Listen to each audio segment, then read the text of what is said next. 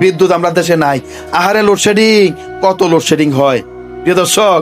আমরা দেশে ওই যে আমরা কুশোর গাছ লাগাই না, আখ আখ, আমরা যে সিবাই খাই এবং সিবাইয়া রস সিবাইয়া লইয়া রসটা খাই। এই কুশোর গাছ থেকে কুশোরের সোবরা দিয়া, এই আখের সোবরা দিয়া বিদ্যুৎ হয়। আশ্চর্যের বিষয় না?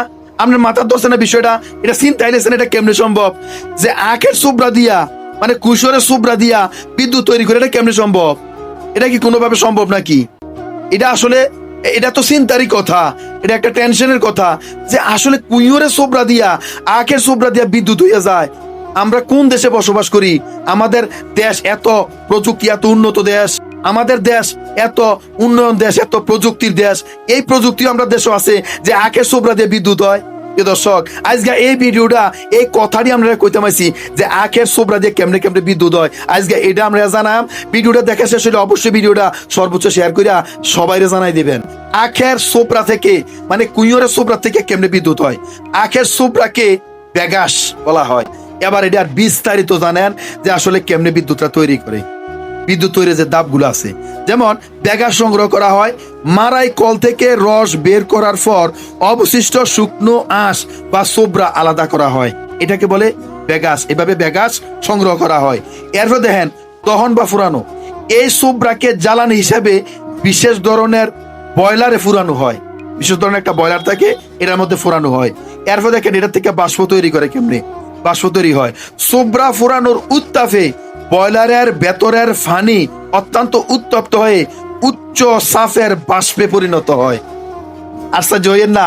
ভিডিওটা শুনতে থাকেন, দেখতে থাকেন, আশ্চর্য হয়ে যাবেন যে আখের সোবরা দিয়ে মানে কুইয়রের সোবরা দিয়ে বিদ্যুৎ হয়ে যায়। এটা হতবাগের বিষয়। এবার বাড়িটা শুনতে থাকেন। এরপরে চান টারবাইন ঘোরানো হয় কেমনে? এই উচ্চ সাফের বাষ্পকে দ্রুত গতিতে একটি সিস্টেম টারবাইনে ব্লেডের উপর ছাড়া হয়, যা টারবাইনকে ঘোরানো হয়। চিন্তা করছেন? এরপর দেখেন এটা থেকে বিদ্যুৎ উৎপন্ন হয় কেমনে চান? টারবাইনের সাথে একটি জেনারেটর যুক্ত থাকে। টারবাইন ঘুরলে জেনারেটর একটি যান্ত্রিক শক্তিতে বিদ্যুৎ শক্তিতে রূপান্তর করে। আলহামদুলিল্লাহ, দেখছেন কয়েকটা দাফের পরে এই টারবাইন ঘোরানোর পরে বিদ্যুৎটা উৎপন্ন হয়। আলহামদুলিল্লাহ, আলহামদুলিল্লাহ। এই যে প্রযুক্তি আমরা দেশ বলে কিছু জানে না, আমরা বলে মূর্খর জাতি, আমরা বলে মূর্খ দেশ, আমরা ওই ফাঁসের দেশ। আমার ভিডিওতে তারা গালাগালি করে কয় তোরা তো মূর্খ জাতি, তোরা উন্নত প্রযুক্তি নাই।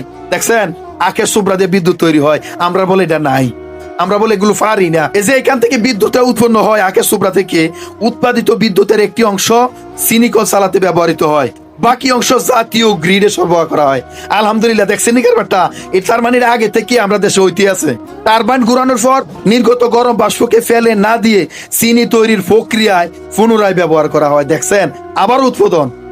আহা, আলহামদুলিল্লাহ, আমরা খুব ভালো প্রযুক্তি দেশে বসবাস করি। এবার আইয়ান এর সুবিধা অসুবিধা গুলো জানা দরকার আছে না? অবশ্যই আছে। নবায়নযোগ্য শক্তি, এটি একটি পরিবেশ বান্ধব এবং গ্রিন এনার্জি মানে গ্রিন শক্তিতে পরিণত হয় এই বিদ্যুৎরা। এটি ফুললে যে কার্বন ডাই অক্সাইড বের হয় তা আখ গাছ বড় হওয়ার সময় বাতাস থেকে শোষণ করে নেয়, তাই এটি বায়ুমণ্ডলে অতিরিক্ত কার্বন যোগ করে না। আলহামদুলিল্লাহ, তাহলে সব দিক দিয়ে তো সুবিধা। এই যে আখের সোবরা থেকে মানে কুশোরের সোবরা থেকে সিবাইয়া রস বাইর করার পর যে সোবরাটা, এটা থেকে যে বিদ্যুৎ উৎপন্ন হয়, এটা তেমন বায়ু দূষণও করে না, আমরা পরিবেশ দূষণও করে না।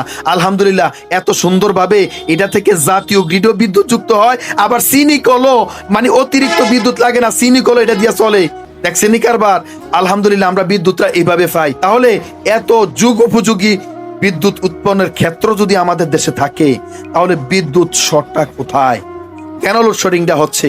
আমার মনে হচ্ছে আরো বিদ্যুৎ কেন্দ্র তৈরি করতে হবে, জাতীয় গ্রিডে বিদ্যুৎ যোগ করতে হবে এবং দেশ থেকে দুর্নীতিবাজ, সিটার, বদমাশ, সাদাবাজ, দালাল মুক্ত দেশকে করতে হবে।